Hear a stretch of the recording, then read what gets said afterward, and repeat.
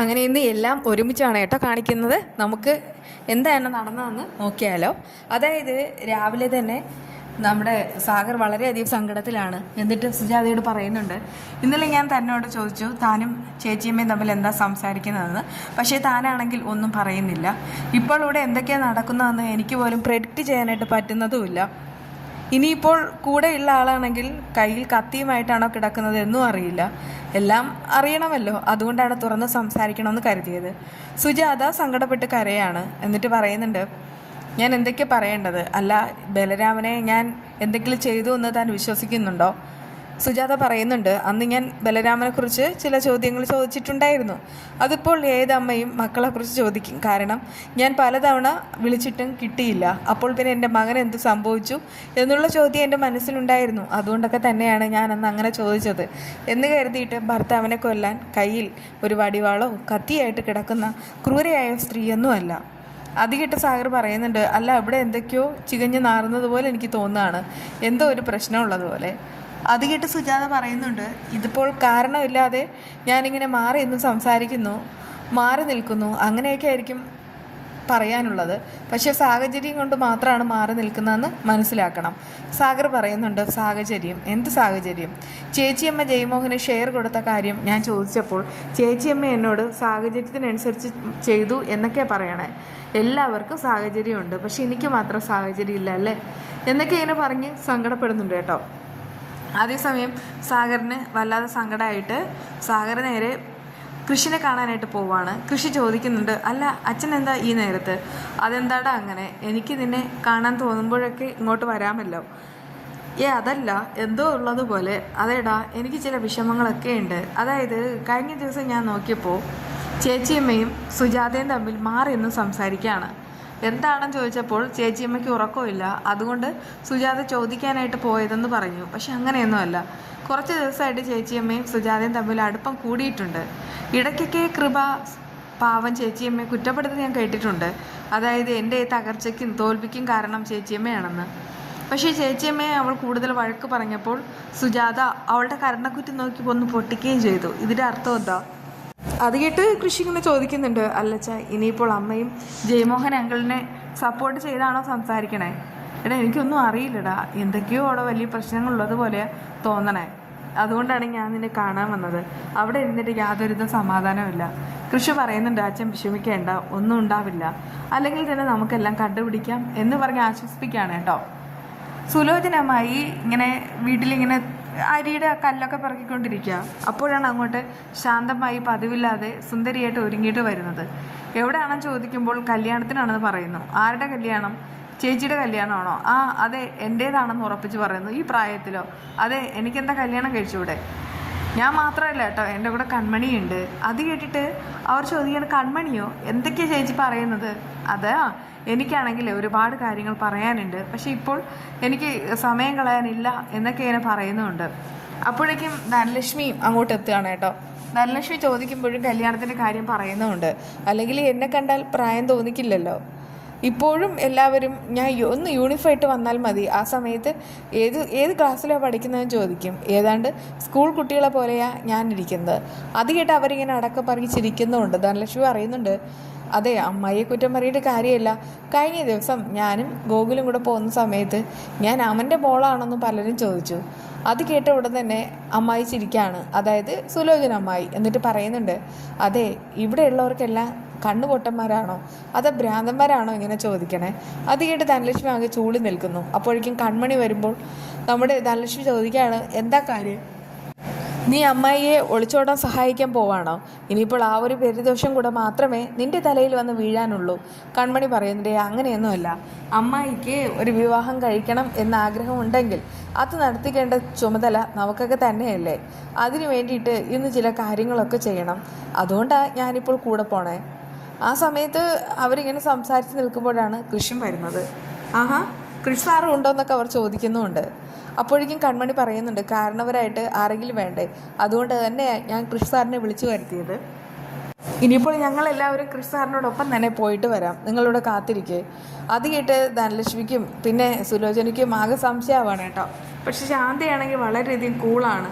ആളാണെങ്കിൽ കാറിലേക്ക് കയറുന്നുമുണ്ട്. അപ്പോഴേക്കും കൃഷി പറയുന്നുണ്ട്, അമ്മായിയുടെ ആഗ്രഹം പറഞ്ഞാൽ നമുക്കാണെങ്കിൽ നടത്തി കൊടുക്കാതിരിക്കാനായിട്ട് കഴിയില്ല, അതുകൊണ്ടാണ് അമ്മായിയും കൊണ്ട് പോകുന്നത്. എന്നാൽ ശരി, കാണാമെന്നൊക്കെ പറഞ്ഞിട്ട് യാത്ര പറഞ്ഞിട്ട് പോവാണ് കേട്ടോ. അതേസമയം ഇതെന്ത് പാടാണ്. ശാന്തയ്ക്കാണെങ്കിൽ ഒരല്പം ലൂസാണ്, പക്ഷെ കൺമണിക്കും കൃഷിനും ഇതുവരെ കുഴപ്പമൊന്നുമില്ല. പക്ഷേ അവരും കൂടെ ഇതിൽ കൂടെ നിൽക്കുകയാണോ എന്നൊക്കെ ഇങ്ങനെ ഓർത്തിട്ട് ധനലക്ഷ്മിയും നമ്മുടെ സുലോചന അമ്മായിയും ഭയങ്കരമായിട്ട് ആശ്ചര്യത്തിൽ നിൽക്കുകയാണ് കേട്ടോ. അങ്ങനെ അവരെല്ലാവരും കൂടെ, അതായത് ഈ ശാന്തയും കൃഷിയും കൺമണിയും കൂടെ ഒരു വീട്ടിലേക്ക് എത്താണ്. അപ്പോഴേക്ക് ശാന്ത ചോദിക്കുന്നുണ്ട്, അല്ല കൺമണി, ഇത് ഏത് വീടാണ്? അല്ല, വിനയേട്ടൻ്റെ അമ്മ ഇവിടെയാണോ സംസാരിക്കാൻ വരാമെന്ന് പറഞ്ഞത്? എങ്കിലത് അറിയണം, എന്നാൽ മാത്രമല്ലേ ചോദിക്കാനായിട്ട് സാധിക്കുകയുള്ളൂ. അത് കേട്ടിട്ട് അവളൊന്ന് പരുങ്ങുന്നുമുണ്ട്. എന്തായാലും അമ്മായി ഒന്ന് വിശ്രമിക്കും, നമുക്ക് നോക്കാന്നൊക്കെ പറയണേ. അതിനു മുമ്പ് ഒരു കാര്യം നടന്നിട്ടുണ്ടേ. അതായത് ഈ വിനയ സാറിനെ ഇടയ്ക്ക് വഴിയിൽ വെച്ചിട്ടാണെങ്കിൽ ഈ സുലോചന അമ്മായി കാണുകയാണ്. അപ്പോഴേക്കും അയാൾ പറയുന്നുണ്ട്, എൻ്റെ അമ്മയെ കാണിക്കാൻ ഒരു ഫോട്ടോ ചോദിച്ചിട്ട് തന്നിട്ടില്ല. അതായിട്ട് അവർ പറയുന്നുണ്ട്, അല്ല സാറാണെങ്കിലേ സാറൊരു അനാഥനല്ലേ, പിന്നെ എങ്ങനെ സാറിന് പെട്ടെന്നൊരു അമ്മ വന്നു? അയാളാണെങ്കിൽ ആകെപ്പാടെ വെളുത്ത് നിൽക്കുകയാണ് കേട്ടോ. എന്നിട്ടും പറയുന്നുണ്ട്, അതിപ്പോൾ ഞാൻ അനാഥാലയത്തിലാണ് വളർന്നത്, അപ്പോൾ പിന്നെ അനാഥാലയത്തിലൊരു അമ്മയുണ്ട്, ആ അമ്മയ്ക്ക് വേണ്ടിയിട്ടാണ് ഞാൻ തൻ്റെ ഫോട്ടോ കാണിക്കാമെന്ന് പറഞ്ഞത്, പക്ഷെ താൻ കൊണ്ടുവന്നില്ല. അതുകഴിട്ട് അവർ പറയുന്നതേ, ഫോട്ടോ ഒന്നും ശരിയാവത്തില്ല, നേരിട്ട് വന്ന് നോക്കട്ടെ, അതാ നല്ലത്. അത് കേട്ട് അയാൾ വല്ലാതെ ആവുന്നു. എന്തായാലും എൻ്റെ വീട്ടുകാരാണെങ്കിലേ കാണും, അതുകൊണ്ട് തന്നെ ഞാൻ ഇവിടുന്ന് പൊക്കോളാം, ആരെങ്കിലും കണ്ടാൽ കുഴപ്പമാണ്. അത് കേട്ട് വിനയം പറയുന്നുണ്ട്, ആര് കണ്ടാലും കുഴപ്പമില്ല, കൺമണി കണ്ടാലോ ഇല്ല, അച്ഛനെ കണ്ടാലോ ധനലക്ഷ്മി കണ്ടാലോ എന്നൊക്കെ ചോദിക്കുമ്പോൾ വിനയൻ കുഴപ്പമില്ല എന്ന് പറയുന്നത്. പക്ഷെ അവസാനം അവരാണെങ്കിൽ ബുദ്ധിപൂർവ്വം ചോദിക്കുന്നുണ്ട്, അപ്പോൾ പിന്നെ ശാന്തേച്ചി കണ്ടാലോ അത് കുഴപ്പമാവുമെന്ന് വിനയൻ ഉറപ്പിച്ച് പറയുന്നു. അതിൻ്റെ കാരണം എന്താണെന്ന് സുലോചനയ്ക്ക് അറിയുകയും ചെയ്യാം. അപ്പോഴേക്കും അയാൾ തിരുത്തുകയാണ്, അതിപ്പോൾ എന്തെങ്കിലും പ്രശ്നം ഉണ്ടാക്കിയാലോ, അങ്ങനെയാണ് ഉദ്ദേശിച്ചത്. മനസ്സിലായി, ഇനി അവിടെ നിൽക്കുന്നില്ല എന്നൊക്കെ പറഞ്ഞിട്ട് അവരവിടെ നിന്ന് പോവാണ് കേട്ടോ. അതേസമയം ദേവിജിയോടായി കൃഷി പറയുന്നുണ്ട്, അമ്മായിയെ ഒരു വിധത്തിൽ കൊണ്ടുവന്നിട്ടുണ്ട്, ഇനി കാര്യങ്ങളെല്ലാം ഒറ്റയ്ക്ക് കൈകാര്യം ചെയ്യേണ്ടത് ദേവിജി സാർ മാത്രമാണ്.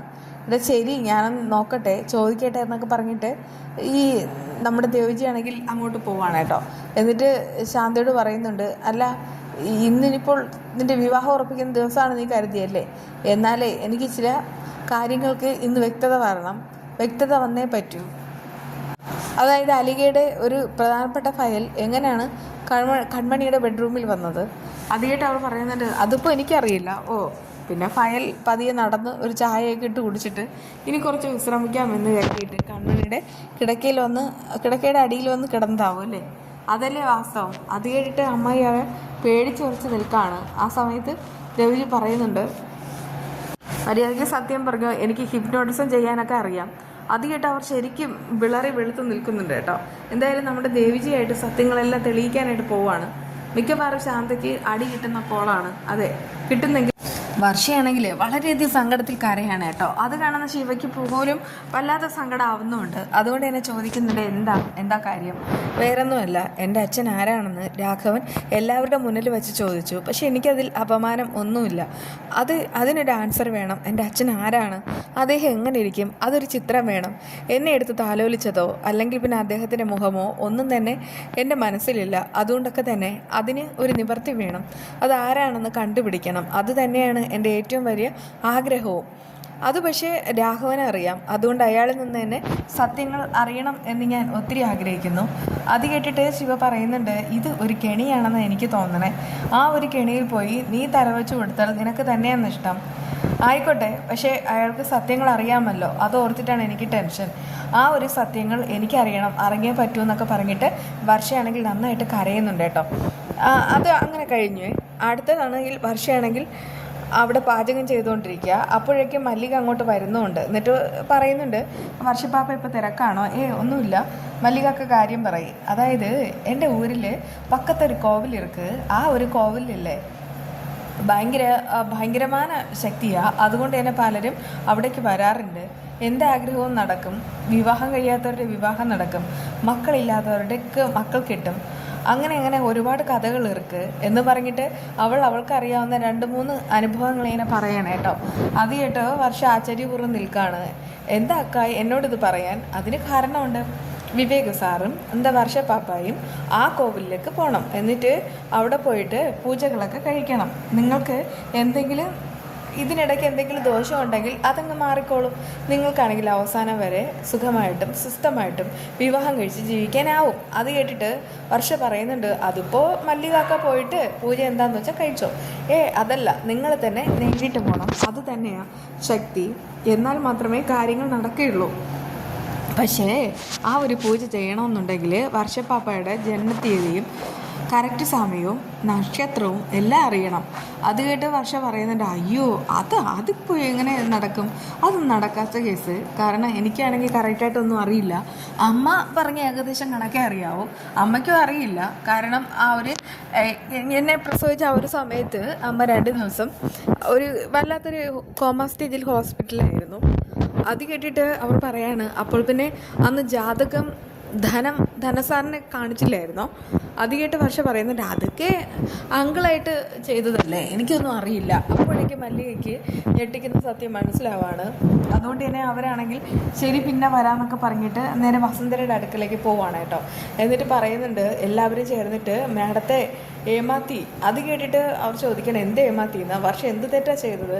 തെറ്റ് മാത്രമേ ചെയ്തിട്ടുള്ളൂ. അവർക്ക് ശരിയായിട്ടുള്ളൊരു ജാതകം പോലും ഇല്ല. ധനസാർ അന്ന് ഫേക്കായിട്ട് ഉണ്ടാക്കിയതാ മാഡം. വസുന്ധര പറയുന്നുണ്ടോ, അതാണ് വലിയ കാര്യം. അതൊക്കെ എന്നോട് തന്നെ പറഞ്ഞിട്ടുണ്ട്. ഇതിപ്പോൾ നിനക്കെന്താ പുതിയ പ്രശ്നം? മാഡം, ജാതകം ഇല്ലെങ്കിൽ ജാതകം നോക്കണ്ടേ? ജാതകം നോക്കാതിരുന്നാൽ വിവേക് സാറും വർഷപ്പാപ്പായും വിവാഹം കഴിച്ചാലേ അതോടുകൂടെ വിവേക് സാറിന് ദോഷം, അങ്ങനെ ഒരു ദോഷം വരാനായിട്ട് നമ്മൾ ആഗ്രഹിക്കുന്നുണ്ടോ? വസുന്ധര പറയുന്നുണ്ട്, അതൊന്നും ഇനി പറഞ്ഞിട്ട് കാര്യമല്ലല്ലോ. വർഷയും വിവേക് നന്നായിട്ട് സ്നേഹിക്കുന്നുണ്ട്. അതുകൊണ്ട് തന്നെ ആ വിവാഹം നടക്കേണ്ടതുമാണ്. അത് കേട്ട് മല്ലിക പറയുന്നുണ്ട്, എന്നാലും എനിക്കെന്തോ ഒരു പേടി പോലെ ഇருக்கு. അത് കേട്ടിട്ട് വസുന്ധരയും ആകെ ആലോചിച്ച് നിൽക്കുകയാണ്. മല്ലിക പറഞ്ഞതിലും കാര്യമുണ്ടെന്നൊക്കെ അവരിങ്ങനെ ചിന്തിക്കുന്നുണ്ട് കേട്ടോ.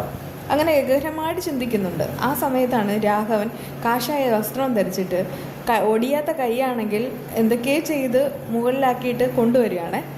അപ്പോഴേക്കും മല്ലിക വന്നിട്ട് പറയുന്നുണ്ട്, ഇവിടെ ഒന്നുമില്ല, പോയിട്ട് വരുമെന്ന്. അതിന് നാം പിച്ചക്കാരനല്ലേ, ഞാൻ രാഘവനാ എന്നൊക്കെ ഇങ്ങനെ പറയുകയാണ് കേട്ടോ. ആ സമയത്ത് മല്ലിക സൂക്ഷിച്ച് നോക്കുകയാണ്. അപ്പോഴേക്കും വസുന്ധര വരുന്നു. വസുന്ധരയ്ക്കും കാണിച്ചു കൊടുക്കുന്നു. വസുന്ധര ചോദിക്കുകയാണ്, തനിക്ക് കിട്ടിയതൊന്നും പോരേടോ, വീണ്ടും എന്തിനാണ് ഇങ്ങോട്ട് കെട്ടിയെടുത്തത്? എന്താ കാര്യം? കാര്യമുണ്ട്, ഒരു പ്രധാന വിഷയം. അതായത് ഈ വർഷയുടെ അച്ഛൻ ആരാണെന്ന് എനിക്കറിയാം. ആ ഒരു കാര്യം ഞാൻ പറയാം. വസുന്ധര ആ സമയത്ത് പറയുന്നുണ്ട്, താൻ ഇനി ഒരു ചുക്കും ചുണ്ണാമ്പും പറയണ്ട. തൻ്റെ മനസ്സിലിരിപ്പോൾ എന്താണെന്നും മനസ്സിലായി. വേഗം തന്നെ പോകാൻ നോക്ക്, അല്ലെങ്കിൽ ഞാൻ ഇപ്പോൾ തന്നെ പോലീസിനെ വിളിക്കാം. പോലീസ് കംപ്ലൈൻറ്റ് ചെയ്താലേ തന്നെ പൊക്കിക്കൊണ്ട് അങ്ങോട്ട് കൊണ്ടുപോകും. അത് കേട്ടിട്ട് അയാൾക്ക് അത് ഭയങ്കരമായിട്ടൊരു ഷോക്കാവണം കേട്ടോ. ആളാണെങ്കിൽ പറയുന്നുണ്ട്, അയ്യോ മാഡം വേണ്ട, അതൊന്നും വേണ്ട, എന്നാലേ വേഗം സ്ഥലം വിടാൻ നോക്ക്. അല്ല മാഡം, ഞാൻ ഈ സത്യം പറഞ്ഞിട്ട് പോവാം. അതായത് വർഷയുടെ അച്ഛൻ ആരാണെന്ന് എനിക്കറിയാം. അത് കേട്ട് അവർ പറയുന്നുണ്ട്, നീ ഒന്നും പറയണ്ട, വേഗം പോകാൻ നോക്കുമെന്ന് പറഞ്ഞ് ഓടിച്ചു വിടാൻ കേട്ടോ. ഇനി എന്ത് ചെയ്യുമെന്ന് ഓർത്തിട്ട് അയാൾ വീണ്ടും മകളെ വർഷേ എന്നൊക്കെ ഇങ്ങനെ വിളിച്ചിട്ട് അവരുടെ ഝാൻസി വില്ലിയുടെ ഭാഗത്തേക്ക് വരികയാണ്. അപ്പോഴേക്കും ശിവയാണ് അങ്ങോട്ട് വരുന്നത്. വർഷയെ വിളിക്കാൻ പറയുന്നു. വർഷ ആ സമയത്ത് അയാളുടെ ശബ്ദം കേട്ടിട്ട് വരുന്നുണ്ടോ, താനായിരുന്നോ? താൻ എന്താണോ ഈ വേഷത്തിലെന്നൊക്കെ വർഷ ചോദിക്കുകയാണ്. അല്ല, തൻ്റെ കൈക്ക് എന്താ പറ്റിയത്? അത് കേട്ട് അയാൾ പറയുന്നുണ്ട്, അതിപ്പോൾ എന്നെ തല്ലിയത് ശ്രീനാഥ് പിന്നെ പാവാണ്, ഞാൻ ശ്രീനാഥിനോട് ക്ഷമിച്ചു. പക്ഷെ ആ കൃഷി എന്തിനാ തല്ലിയതെന്ന് എനിക്കും അറിയില്ല, കൃഷിനും അറിയില്ല. അവനാണ് തല്ലി ചോദിച്ചത്. ഇപ്പോൾ എന്തിനാ വന്നതെന്നൊക്കെ അവർ ചോദിക്കുന്നത് വേറൊന്നുമല്ല, അതിന് കാരണമുണ്ട്. അതായത് നിൻ്റെ അച്ഛൻ ആരാണെന്നുള്ള രഹസ്യം പറയണ്ടേ? അതെനിക്കറിയാം. വർഷ പറയുന്നുണ്ട്, എങ്കിൽ അതൊന്നും പറഞ്ഞു തരാമോ? തനിക്കെല്ലാം അറിയാമെന്നല്ലേ പറയുന്നത്. എത്രയോ കാലമായിട്ട് താനത് മറച്ചു പിടിച്ചു. പക്ഷെ ഇനിയെങ്കിലും പറയാം. പക്ഷെ ഒറ്റ കണ്ടീഷൻ, അതായത് ഞാൻ പറഞ്ഞ ആളെ വിവാഹം കഴിക്കണം. അത് കേട്ട് വർഷ പറയുന്നുണ്ട്, ആഹാ അതാണോ ഉദ്ദേശം? അതെ, ശരി, ഞാൻ ആരെ വിവാഹം കഴിക്കേണ്ടത്? അതിപ്പോൾ ചന്ദ്രദാസിനെ വിവാഹം കഴിക്കണം. വിവാഹം കഴിച്ചേ മതിയാവും. എങ്കിലും സത്യം തുറന്നു പറയാം. വർഷ പറയുന്നുണ്ട്, താൻ പുതിയ ഉടായ്പായിട്ട് എത്തിയതാണല്ലേ, ഞാൻ കരുതിയത് താൻ നന്നായിന്ന്. പക്ഷേ താൻ നന്നായിട്ടില്ലെന്ന് മനസ്സിലായി. അതുകൊണ്ട് തന്നെ വേഗം ഇവിടുന്ന് പോകാൻ നോക്ക് എന്ന് പറഞ്ഞിട്ട് ആട്ടിപ്പായിക്കാനാട്ടോ. ആ സമയത്ത് രാഘവൻ പറയുന്നുണ്ട്, ഓഹോ അപ്പോൾ പിന്നെ കാര്യം നടക്കില്ലല്ലേ? പക്ഷേ ഞാൻ പറയുന്ന ചന്ദ്രദാസിനെ വിവാഹം കഴിക്കുന്ന ആ ഒരു ദിവസം വരും, അതുവരെ കാത്തിരിക്കുക എന്നൊക്കെ പറഞ്ഞിട്ട് അവിടെ നിന്ന് പോകുന്നുണ്ട്. അതേസമയം ശ്രീനാഥ് വിവേക് ഇങ്ങനെ കാറി പോവാണ്. ശ്രീനാഥിനോടായി വിവേക് ചോദിക്കുന്നുണ്ട്, എന്താ ആലോചിക്കണേ? അല്ല, പലവിധമായ ചിന്തകൾ മനസ്സിലൂടെ കടന്നുപോയി. നമ്മൾ വിചാരിക്കുന്ന കാര്യങ്ങളൊന്നുമല്ലല്ലോ ഇപ്പോൾ ഇങ്ങനെ നടന്നുകൊണ്ടിരിക്കണേ. അത് കേട്ടിട്ട് വിവേക് ഇങ്ങനെ നോർമലി പറയുന്നുണ്ട്, അല്ല വർഷ ആകെ സങ്കടത്തിലാണെന്നാണ് ഞാൻ അറിഞ്ഞത്. അവളുടെ അച്ഛൻ ആരാണെന്നുള്ള രഹസ്യം രാഘവനറിയാം, പക്ഷേ അത് അയാൾ പറയുന്നതുമില്ല, അയാളെ കൊണ്ട് പറയിപ്പിക്കണം. ആ സമയത്ത് ശ്രീനാഥും വിവേകും കൂടെ നോക്കുമ്പോൾ രാഘവനാണെങ്കിൽ ഒരാളുടെ കൈ ഇങ്ങനെ ചോദിച്ചിട്ട് അയാളുടെ കൈയിനെ കുറിച്ചൊക്കെ പറയാണ് കേട്ടോ. കൈയല്ല, ജീവിതത്തെക്കുറിച്ച്. കൈനോട്ടക്കാരനായിട്ട് റോഡിൽ നിൽക്കുകയാണ്. അപ്പോഴേക്കും അവരങ്ങോട്ട് ചെല്ലുന്നുമുണ്ട്. അവരെ കണ്ടിട്ട് അയാൾ ഓടാനായിട്ട് നോക്കുകയാണ്. ഓടണ്ട, അവിടെ നിൽക്ക്, ഒരു കാര്യം പറയാനുണ്ടെന്ന് പറഞ്ഞിട്ട് മാറ്റി നിർത്തുന്നു. എന്തായാലും താൻ വർഷയുടെ അച്ഛൻ്റെ സ്ഥാനത്ത് നിൽക്കുന്ന ആളല്ലേ, തന്നെ എനിക്ക് തല്ലേണ്ടി വന്നു, അതിന് സോറി കേട്ടോ എന്നൊക്കെ ശ്രീനാഥ് പറയുന്നുണ്ട് കേട്ടോ. ആ സമയത്ത് അയാൾ പറയുന്നത്, ഓ അതാണോ, ഇതിപ്പോൾ എനിക്ക് നല്ല കൈവേദനയുണ്ടേ, അതുകൊണ്ട് തന്നെ എനിക്ക് 2 അടിച്ചാൽ മാത്രമേ ഇനി ഒരു സുഖം കിട്ടുകയുള്ളൂ, നിങ്ങളെന്തെങ്കിലും മേടിച്ചു തരാമോ? അത് കേട്ട് വിവേകിനാണെങ്കിൽ ആകെ ദേഷ്യമാവാണ്. പക്ഷേ ശ്രീനാഥ് പറയുന്നുണ്ട്, നമ്മുടെ കാര്യം നടക്കണമെന്നുണ്ടെങ്കിൽ അങ്ങനെയൊക്കെ ചെയ്യണമെന്നൊക്കെ പറഞ്ഞിട്ട് അയാളൊക്കെ പൊക്കിക്കൊണ്ട് പോവുകയാണേ. ആ സമയത്ത് അയാൾ തല്ലാനാണെന്നൊക്കെ ചോദിക്കുന്നുണ്ട്. നല്ല ധൈര്യമായിട്ട് വന്നോന്ന് പറഞ്ഞിട്ട് ശ്രീനാഥിൻ്റെ ഗ്യാരൻറ്റിയിലാണ് കൊണ്ടുപോകണത്. എന്നിട്ട് പുറത്ത് കൊണ്ടുപോയിട്ട് മദ്യമൊക്കെ മേടിച്ച് കൊടുക്കുകയാണ്. എന്നിട്ട് അയാളിങ്ങനെ കുടിക്കുന്നുണ്ട്. ഫിറ്റാക്കുക, എന്നിട്ട് സത്യങ്ങൾ അറിയണം. വിവേക് ശ്രീനാഥിനോട് ചോദിക്കണ്ടോ, ഇതിൻ്റെയൊക്കെ വല്ല കാര്യമുണ്ടോ? വിവേക് ഒന്നും മിണ്ടാതിരിക്കുക, നമുക്ക് കാര്യമെല്ലാം അറിയാമെന്നൊക്കെ പറഞ്ഞിട്ട് ശ്രീനാഥ് അവിടെ പിടിച്ചു നിർത്താണേ. അതിനുശേഷം അയാൾ ഇങ്ങനെ കാര്യങ്ങളെല്ലാം പറയാൻ തുടങ്ങുകയാണ്. ഇങ്ങനെ മദ്യപിച്ചിട്ട് മതോമത്തനാവുമ്പോൾ, അയ്യോ എൻ്റെ മോളെ വർഷ, എനിക്ക് നിന്നെക്കുറിച്ച് ഒരു സങ്കടം ഉണ്ടടി, അതാണ് ഇതാണ് എന്ന് പറഞ്ഞിട്ട് തുടങ്ങുകയാണ് കേട്ടോ. എന്തായാലും ആ ഒരു രഹസ്യം മിക്കവാറും ഇന്നത്തെ പ്രൊമോയിൽ അറിയാൻ സാധിക്കും. നമുക്ക് അടുത്തും ഒരു വിശേഷം കൂടെ ഉണ്ട്, കാണണേ. അങ്ങനെ ഈ ജയഗീതയുടെ അടുക്കൽ വന്നിട്ട് ഈ കൃഷ്ണദാസ് ആണെങ്കിൽ ഭീഷണിപ്പെടുത്തുന്നുണ്ടല്ലോ. അതായത് സൂരജിനെ ഒരിക്കലും നീതയുടെ കാര്യത്തിൽ ഇടപെടാൻ പാടില്ല, അതൊക്കെ തന്നെയാണ് അവനും പറഞ്ഞിട്ടുള്ളത്. ആ സമയത്ത് ജയഗീത കാര്യങ്ങളെല്ലാം സൂരജിനെ അറിയിക്കുന്നുണ്ട്. അതുകൊണ്ട് തന്നെ സൂരജാണെങ്കിൽ നേരെ നമ്മുടെ നവനീതയെ കൊണ്ട് പോകുന്നത് പോലീസ് സ്റ്റേഷനിലാണ്. അവിടെ പോയിട്ട് SIയോട് നടന്ന കാര്യങ്ങളൊക്കെ പറയുന്നുണ്ട്. നിങ്ങൾ ഇത്രയും സംഭവം നടന്നിട്ടും എന്തുകൊണ്ടാണ് ഇതുവരെ വരാത്തതെന്നൊക്കെ SI കുറച്ച് ദേഷ്യത്തിലാണ് ചോദിക്കണത്. അവനാണെങ്കിൽ അവൻ്റെ പാടിന് പോകുമെന്ന് കരുതി, അതുകൊണ്ടാണ് വരാതിരുന്നത്. പക്ഷേ വീണ്ടും ശല്യമായിക്കൊണ്ടിരിക്കുകയാണ്. അതുകൊണ്ട് ഒരു ഗത്യന്തരം ഇല്ലാതെ ഇങ്ങോട്ട് വന്നതെന്നൊക്കെ നവനീതയും സൂരജും കൂടെ അറിയിക്കുന്നുമുണ്ട്. ഇതിനിടയ്ക്ക് കിരൺ ദാസിൻ്റെ പാസ്റ്റും കാര്യങ്ങളൊക്കെ ചോദിക്കുകയാണ്. മലേഷ്യയിൽ മുകുന്ദൻ മേനോൻ്റെ ഓഫീസിലാണെങ്കിൽ ഏതാണ്ട് 2 വർഷത്തോളം അവനുണ്ടായിരുന്നതും അതിനിടയ്ക്ക് സ്റ്റാഫുമായിട്ടുള്ള അവർ കേസുമായി ബന്ധപ്പെട്ട് സ്റ്റാഫിനെ കൊല്ലുകയും അവനാണെങ്കിൽ അവസാനം 2 വർഷം ജയിലിൽ കിടന്നതും അങ്ങനെയുള്ള കാര്യങ്ങളും അറിയിക്കുന്നുണ്ട് കേട്ടോ. അതൊക്കെ കേട്ടിട്ട് SI പറയുന്നുണ്ട്, ഓഹോ അങ്ങനെയാണോ കാര്യങ്ങൾ, പക്ഷേ അവൻ്റെ ഫോൺ നമ്പർ വേണം, അത് വെച്ചിട്ട് ഒന്ന് വിളിച്ചിട്ട് ഒന്ന് സംസാരിക്കാം, അവൻ്റെ ഉദ്ദേശം ഒന്ന് മനസ്സിലാക്കണം, അല്ല അവരാണെങ്കിൽ മര്യാദയ്ക്ക് നിൽക്കാൻ ഉദ്ദേശമില്ല എങ്കിൽ നമുക്ക് ഉറപ്പായിട്ടും കേസുമായിട്ട് മുന്നോട്ട് പോകാം എന്നൊക്കെ ഇങ്ങനെ പറയുന്നുണ്ട് കേട്ടോ. അതേസമയം സൂരജും നീതമോളും കൂടെ ഫോൺ നമ്പറും കാര്യങ്ങളും ഒക്കെ കൊടുക്കുകയാണ്. അതിനുശേഷം അവർക്ക് പറയാനായിട്ടൊരു പ്രധാനപ്പെട്ടൊരു കാര്യമുണ്ട്. അതായത് കുറച്ച് ദിവസം മുൻപ് സൂരജും വിനീതും വന്ന സമയത്ത് അവരെ ആക്രമിച്ചത് സൂരജിൻ്റെ ഗുണ്ടകളാണോ എന്നുള്ള ഒരു സംശയമുണ്ട്. അങ്ങനെ അതുകൂടെ പറയുന്ന സമയത്ത് നമുക്കിപ്പോൾ സംശയത്തിൻ്റെ പേരിൽ ഒരാളെ അറസ്റ്റ് ചെയ്യാനോ ചോദ്യം ചെയ്യാനോ കഴിയില്ല. എന്നാലും ഞാനൊന്ന് കണക്ട് ചെയ്ത് അന്വേഷിച്ച് നോക്കാമെന്നൊക്കെ SI ഉറപ്പ് കൊടുക്കുകയാണ്. ഇനി എന്തെങ്കിലും ഒരു പ്രശ്നം കിരൺദാസ് ഉണ്ടാക്കുകയാണെങ്കിൽ ഓൺ ദ സ്പോട്ട് ഇത് വിളിക്കണം എന്നൊക്കെ ഇങ്ങനെ പറഞ്ഞിട്ടാണ് അവർ അവിടെ നയിക്കുന്നത്. അങ്ങനെ അവർ നേരെ വീട്ടിലേക്ക് പോവുകയാണ് കേട്ടോ. എന്തായാലും ഇത് നന്നായി, ഇപ്പോഴാണ് നിങ്ങളെക്കുറിച്ച് അഭിമാനം തോന്നുന്നത്. കേസ് കൊടുത്തത് നന്നായി എന്നൊക്കെ തന്നെയാണ് ഹേമലത അവരോട് അറിയിക്കുന്നത്. കിരൺദാസിനെ എങ്ങനെ വിടാൻ പറ്റത്തില്ല, കിരൺദാസ് രണ്ടും കൽപ്പിച്ച് തന്നെയാണ് വന്നിട്ടുള്ളത്. എന്തായാലും കിരൺദാസിൻ്റെ സ്വഭാവം എന്താണെന്ന് എനിക്ക് കറക്റ്റായിട്ട് അറിയാമെന്നൊക്കെ ഹേമലത അറിയിക്കുന്നുണ്ട്. അതിനിടയ്ക്ക് വിനീതിൻ്റെ കാര്യങ്ങളൊക്കെ ചോദിക്കുകയാണ്. വിനീത് സ്ട്രോങ് ആണ്, പക്ഷേ ആൾക്കാണെങ്കിൽ ഇപ്പോൾ പറ്റിയ അപകടത്തിൽ കുറച്ച് ക്ഷീണിച്ചു പോയി. എന്നാലും അത് കഴിഞ്ഞിട്ട് ശ്രേയയും കൂട്ടി വരും, വീണ്ടും ഞങ്ങൾ ഈ നീതമോളുടെ കാര്യവുമായിട്ട് മുന്നോട്ട് പോകുമെന്നൊക്കെ സൂരജ് ഇങ്ങനെ പറയുന്നുണ്ട് കേട്ടോ. അത് കേട്ട് ഹേമലതയ്ക്കും സന്തോഷമാവുന്നുണ്ട്. എന്ത് ചെയ്യാൻ മടിക്കാത്തവരാണ് സൂരജ്. അതുകൊണ്ട് നമ്മൾ ഇനിയാണ് കൂടുതൽ സൂക്ഷിക്കേണ്ടത്. കാരണം ഈ ഒരു കംപ്ലൈൻറ്റ് കൊടുത്തതുകൊണ്ട് അവനാണെങ്കിൽ നാണക്കേടാവും. അവൻ ഉറപ്പായിട്ടും വീണ്ടും നിങ്ങളെ ഉപദ്രവിക്കാനുള്ള ശ്രമം തുടർന്നുകൊണ്ടേ ഇരിക്കും എന്നൊക്കെ ഹേമലത ഉപദേശിക്കുകയാണ് കേട്ടോ. ഇനി ഇങ്ങ് വരട്ടെ, എന്താ വേണ്ടതെന്ന് എനിക്കറിയാമെന്നൊക്കെ സൂരജ് ഇങ്ങനെ പറയുന്നുണ്ട്.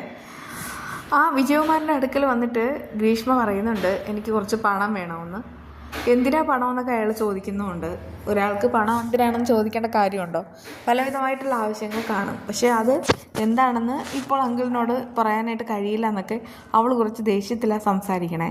അത് കേട്ട് വിജയകുമാരന് ദേഷ്യമാവുന്നുണ്ട്. അയാൾ പറയുന്നുണ്ട്, നമ്മളെന്തായാലും കാര്യം നടത്താൻ ഇങ്ങോട്ട് വന്നത്. അപ്പോഴേക്കും അവൾ അറിയിക്കുന്നുണ്ട്, സിംഗപ്പൂരിൽ നിന്ന് ഇങ്ങോട്ട് വന്ന സമയത്ത് 1 മാസത്തിനുള്ളിൽ തന്നെ എല്ലാം നടക്കുമെന്ന് പറഞ്ഞിരുന്നു. പക്ഷേ ഇപ്പോൾ വന്നിട്ട് തന്നെ ഒരുപാട് കാലമായി.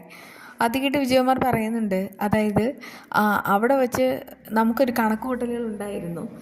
അവിടെ ഓഫീസും കാര്യങ്ങളും എല്ലാം ഉള്ളതുകൊണ്ട് തന്നെ ബിസിനസ്സുമായിട്ട് നീതമോൾ മുന്നോട്ട് പോകും. ഹേമലത നീതമോളുടെ കൂടെ തന്നെ ഉണ്ടാവുമെന്ന് വിചാരിച്ചത്. പക്ഷേ ഹേമലതയും കൂട്ടി നീതമോൾ ഇങ്ങോട്ട് വരുമെന്ന് നമ്മൾ സ്വപ്നത്തിൽ പോലും കരുതിയതില്ല. അതുകൊണ്ടൊക്കെ തന്നെ നമ്മുടെ പ്ലാനൊന്ന് ചെറുതായിട്ടൊന്ന് പാളിപ്പോയി. പക്ഷെ പേടിക്കേണ്ട, വിജയിക്കാനുള്ള കാര്യങ്ങളൊക്കെ ഞാൻ ചെയ്യുന്നുമുണ്ട്. ഏതാണ്ട് 1 കോടി രൂപ നിനക്ക് തരാനാണ് ഉദ്ദേശം. പക്ഷെ പ്ലാൻ നടക്കണം. അത് കേട്ട് അവൾക്ക് ദേഷ്യമാവുന്നുണ്ട്. എന്തായാലും 1 കോടി രൂപ തരാമെന്ന് പറഞ്ഞു. അത് എപ്പോൾ, എങ്ങനെ, അതൊക്കെ എനിക്കറിയണം. പിന്നെ എനിക്കിവിടെ പണത്തിന് അത്യാവശ്യമുണ്ട്. പണം തന്നേ മതിയാവൂ. പിന്നെ ഞാൻ എൻ്റേതായ രീതിയിൽ എല്ലാ കാര്യങ്ങളും ഭംഗിയായിട്ട് ചെയ്യുന്നുണ്ട്. പക്ഷേ നിങ്ങൾ എല്ലാ കാര്യങ്ങളും സ്ലോ ആയിട്ടാണ് ചെയ്യണേ. അതുകൊണ്ടാണ് ഇത്രയേറെ പ്രശ്നങ്ങൾ വന്നതെന്നൊക്കെ പറഞ്ഞിട്ട് വിജയകുമാരനെ ആ ഗ്രീഷ്മയുണ്ടല്ലോ അവൾ കുറ്റപ്പെടുത്തുന്നുണ്ട് കേട്ടോ. എന്തായാലും എനിക്ക് എത്രയും വേഗം തന്നെ പണം കിട്ടണം. പിന്നെ എൻ്റെ ആവശ്യങ്ങൾ എന്താണെന്ന് നിങ്ങളാരും ചോദിക്കാനും പാടില്ല എന്ന് ഒരു കർശനമായ നിലപാടെടുത്തിട്ടാണ് അവൾ അവിടുന്ന് പോകുന്നത്. പിന്നീടാണെങ്കിൽ ഈ അനി നേരെ വരുന്നത് കൃഷ്ണയുടെ അടുക്കലേക്കാണ്. എന്നിട്ട് പറയുന്നുണ്ട്, ചെറിയച്ഛൻ്റെ സ്വത്തിന് അവകാശികളെന്ന് പറയുന്നത് നമ്മൾ രണ്ടുപേരും മാത്രമാണ്. ഇതിൽ ബാക്കിയുള്ള എല്ലാവരും പുറത്തുനിന്ന് വന്നവരാണ്. അതുകൊണ്ട് നമ്മൾ തീരുമാനിക്കുന്ന കാര്യങ്ങൾ മാത്രമാണ് ആദ്യം നടപ്പിലാക്കേണ്ടത്. കൃഷ്ണ പറയുന്നുണ്ട്, പക്ഷേ ഇനിയിപ്പോൾ മറ്റുള്ളവരോട് കാര്യങ്ങളൊന്നും പറയാതെ നമുക്കായിട്ട് എല്ലാം ഡീൽ ചെയ്യുന്നത് നല്ലത്. അനി പറയുന്നുണ്ട്, അതെ അതെ, ആൾ കൂടിയാൽ പാമ്പ് ചാവില്ല എന്ന് ഞാനും കേട്ടിട്ടുണ്ട്. ഇനി അടുത്ത് നമുക്ക് ചെയ്യാനുള്ളത് ആ തുളസി ചേട്ടൻ്റെ കാര്യങ്ങൾ അന്വേഷിക്കുക എന്നുള്ളതാണ്. തുളസി ചേട്ടനെ നേരിട്ട് കാണണം. എന്നിട്ട് നീതമോളെക്കുറിച്ചൊക്കെ അയാളോട് സംസാരിക്കണം. അതിനുശേഷം നമ്മളാണെങ്കിൽ കൂടുതൽ പണം കൊടുക്കാം, കൂടെ നിൽക്കാമെന്ന് ചോദിക്കണം. പണ്ടേ പണത്തിന് ആർത്തിയുള്ള ആളാണ് ഈ പറയുന്ന തുളസി ചേട്ടൻ. അതുകൊണ്ട് തന്നെ നമ്മോടൊപ്പം നിൽക്കും. അത് കേട്ട് ആനി പറയുന്നുണ്ട്, എങ്കിൽ പേടിക്കണ്ട, തുളസി ചേട്ടനെ പോയി കാണുന്ന കാര്യങ്ങളെല്ലാം ഞാനേറ്റു, ഉറപ്പായിട്ട് ഞാൻ നോക്കിക്കോളാം. എന്നാൽ ശരി, നമുക്ക് നമ്മുടേതായ രീതിയിൽ കാര്യങ്ങൾ അന്വേഷിക്കാമെന്നൊക്കെ പറയുന്നുണ്ട് കേട്ടോ. അങ്ങനെ കൃഷ്ണദാസിനെ സ്റ്റേഷനിൽ വിളിപ്പിക്കുകയാണ്. ആ സമയത്ത് കൃഷ്ണദാസ് ഒട്ടും ഭവ്യതയില്ലാതെ SIയുടെ മുന്നിൽ കയറി ഇരിക്കുന്നുമുണ്ട്. ആ സമയത്ത് SI പറയുന്നുണ്ട്, നീതമോൾ, സൂരജ്, അങ്ങനെ 2 പേരാണ് ഇവിടെ വന്നിട്ട് കൃഷ്ണദാസിനെതിരെ കംപ്ലൈൻറ്റ് ചെയ്തത്. പക്ഷേ ACP വിളിച്ച് കാര്യം പറഞ്ഞു. അപ്പോഴേക്കും എനിക്ക് കാര്യങ്ങളെല്ലാം മനസ്സിലായി. പക്ഷേ നോക്കിയും കണ്ട് കാര്യങ്ങൾ ചെയ്യണം. ആ പിള്ളേർ രണ്ടും സ്ട്രോങ് ആയിട്ടാണ് മൊഴി തന്നിട്ടുള്ളത്. ഇനി എന്തെങ്കിലും ഉണ്ടായാൽ നടപടി എടുക്കണം എന്നൊക്കെ പറഞ്ഞിട്ടുമുണ്ട്. അത് കേട്ട് കൃഷ്ണദാസ് പറയുന്നുണ്ട്, എന്തായാലും ഞാൻ ഇങ്ങോട്ട് മലേഷ്യയിൽ നിന്ന് ഇങ്ങോട്ട് വന്നിട്ടുണ്ടെങ്കിൽ അത് നീതമോളെ കൊണ്ടുപോകാൻ തന്നെയാണ്. അതിനിപ്പോൾ ആരെന്ത് പറഞ്ഞിട്ട് കാര്യമൊന്നുമില്ല. പിന്നെ എന്താ വേണ്ടതെന്ന് എനിക്കറിയാം. പിന്നെ സാറിനൊരാപത്തം വരാതെ എന്താണെന്ന് വെച്ചാൽ ഞാൻ നോക്കിക്കോളാം എന്നൊക്കെ പറഞ്ഞിട്ട് പോവുകയാണ് കേട്ടോ. പക്ഷേ SIക്ക് ആണെങ്കിൽ കൃഷ്ണദാസിനോട് പുച്ഛം തോന്നുകയാണ്. അതിനുശേഷം വക്കീലാണെങ്കിൽ നേരെ വരുന്നത് ഈ നീതമോളെ കാണാനാണ്. എന്നിട്ട് കൃഷ്ണദാസിനെതിരെ കംപ്ലൈൻറ്റ് കൊടുത്തതൊക്കെ പറയുന്നുമുണ്ട്. അപ്പോഴേക്കും വക്കീൽ പറയുന്നുണ്ട്, മറ്റൊരു പ്രധാനപ്പെട്ട കാര്യം പറയാനുണ്ട്. എതിർഭാഗത്തിൻ്റെ വക്കീലാണെങ്കിൽ വക്കാലത്ത് മാറ്റിയിട്ടുണ്ട്. അയാളാണെങ്കിൽ വക്കാലത്ത് പിൻവലിച്ചു. ഇനി അവരുടെ കേസുമായിട്ട് മുന്നോട്ട് പോകില്ല. പക്ഷേ അവരാണെങ്കിൽ മറ്റേതെങ്കിലും വക്കീലിനെ പിടിച്ചാലോ എന്നൊക്കെ ഹേമലത ചോദിക്കുന്നുണ്ട്. അതായിക്കോട്ടെ, പക്ഷേ ഇയാളാണെങ്കിൽ പെട്ടെന്ന് വാക്ക് മാറിയതുകൊണ്ട് തന്നെ മറ്റുള്ള വക്കീലന്മാരും ഒന്നും സംശയിക്കും. അതുകൊണ്ട് തന്നെ ഈ കേസ് സ്ട്രോങ് അല്ല എന്നുള്ള കാര്യം അവർക്കൊക്കെ മനസ്സിലാവുകയും ചെയ്യും. ഇതിപ്പോൾ എന്തുകൊണ്ടും അവർക്ക് കിട്ടിയൊരു തിരിച്ചടിയാണെന്നൊക്കെ പറയുമ്പോൾ അവർക്ക് സന്തോഷമാവുകയാണേ. അതിനുശേഷം നീതമോളോട് പറയുന്നുണ്ട്, മോള് ധൈര്യമായിട്ടിരിക്കും, ഞങ്ങളെല്ലാവരും മോളുടെ കൂടെ തന്നെയുണ്ട് എന്ന് പറഞ്ഞിട്ട് പോകുമ്പോൾ വക്കീലായാൽ ഇങ്ങനെ ആകണമെന്നൊക്കെ ഹേമലത നീതമോളെ അറിയിക്കുന്നുണ്ട് കേട്ടോ. അതേസമയം നമ്മുടെ തുളസിയുടെ ഭാര്യ ഉണ്ടല്ലോ, മീനാക്ഷിയുടെ അമ്മ, അവർ വർഷങ്ങൾക്ക് ശേഷം കാണിക്കുകയാണ്. അപ്പോഴേക്കും ഷാരി എന്ന് പറയുന്ന പെൺകുട്ടി ചോദിക്കുന്നുണ്ട്, നമ്മുടെ മീനാക്ഷി ചേച്ചിയുടെ മകൾ എവിടെയുണ്ടെന്ന് അറിയാമോ എന്ന്. അതായിട്ട് അവർ പറയാണ്, എവിടെയാണെന്ന് അറിയില്ല, ചിലപ്പോൾ നാട്ടിൽ വരുന്നുണ്ടാവും. വരുന്ന സമയത്ത് അവളുടെ അമ്മയെ അവൾ തിരക്കുന്നുണ്ടോ ഇല്ലയോ എനിക്കറിയില്ല. ഷാരി പറയുന്നുണ്ട്, യഥാർത്ഥ അമ്മയെ ഉറപ്പായിട്ടും അവൾ തേടിയെത്തും. അത് കേട്ടിട്ട് അവർ പറയാണ് അങ്ങനെ തേടി വരണമെന്നാണ് ഞങ്ങളുടെ ആഗ്രഹം. എന്തെങ്കിലും ഒരിക്കൽ ആ കുഞ്ഞ് തിരികെ വന്നിട്ട് അമ്മയെന്ന് മീനാക്ഷി ഒന്ന് വിളിക്കണം. മീനാക്ഷി അതിന് വേണ്ടിയിട്ട് മാത്രമാണ് കാത്തിരിക്കുന്നതെന്നൊക്കെ പറയുന്നുണ്ട് കേട്ടോ. അത് ഉറപ്പായിട്ടും നടക്കും എന്നൊക്കെ പറഞ്ഞിട്ട് ആ കൂടെ ഉണ്ടായിരിക്കുന്ന ശാരി സ്ട്രോങ് ആയിട്ട് കൂടെ നിൽക്കുന്നുമുണ്ട്. എന്തായാലും നീതമോൾ അവളുടെ യഥാർത്ഥ അമ്മയെ കണ്ടുപിടിക്കാനുള്ള സമയമായി. അതൊക്കെയാണ് വിശേഷങ്ങൾ. എന്തായാലും ഇന്ന് 3 വിശേഷങ്ങൾ ഒരുമിച്ച് തന്നെയാണ് ഇട്ടിട്ടുള്ളത്.